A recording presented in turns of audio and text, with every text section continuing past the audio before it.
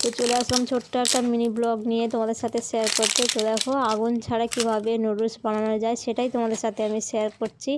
দেখো এই যে এটা হচ্ছে কোরিয়ান নুডলস, তো এইটা কিভাবে বানাবো সেটাই তোমাদের সাথে শেয়ার করছি। দেখো এই হচ্ছে নুডলসটা, আর এই যে ভেতরে মশলা রয়েছে, এর মধ্যে কিচ্ছু লাগবে না, শুধু ফোটানো গরম জল হলেই হয়ে যাবে। এই যে এটা মশলা। তো এই যে দেখো কাপের মধ্যে যে দাগ দেওয়া রয়েছে ওই দাগ অবধি মানে জলটা দিতে হবে, ফোটানো গরম জল। এই যে দাগটা দেখতে পাচ্ছ এটাই।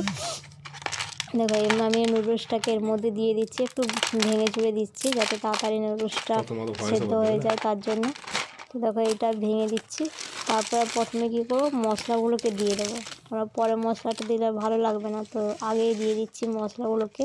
দেখো স্মেলটা তো দারুণ আসছে, মানে অনেক সুন্দর, খেতেও তো নিশ্চয়ই ভালো হবে। তো এখনও জানি না যে খেতে ভালো হবে কিনা, আগে রেডি তো করি তারপর দেখবো ভালো কি খারাপ।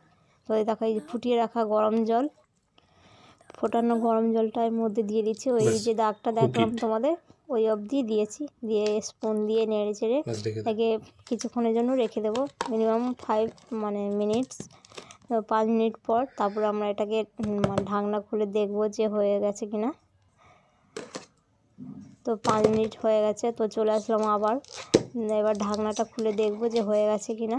দেখো ওয়াও, কালারটা তো খুব সুন্দর এসছে, দারুণ এসছে কালারটা, খেতেও নিশ্চয়ই ভালো হবে। তো টেস্ট করে দেখা যাক যে ভালো এসছে কিনা। তো এই যে আর একটা মশলা ছিল, দুটো তো ছিল, একটা দিয়ে দিয়েছিলাম প্রথমে, আর একটা এই যে এখন দিচ্ছি, এটা হচ্ছে অনিয়ন অয়েল, ওইটাই ওর মধ্যে দেওয়া হচ্ছে। তো খেতে খুবই সুন্দর ছিল। তো তোমরাও পারলে এটা এইভাবে ট্রাই করো, দেখবে খেতে অসাধারণ। তো দেখা হচ্ছে নেক্সট ভিডিওতে, ততক্ষণের জন্য সবাইকে টাটা বাই।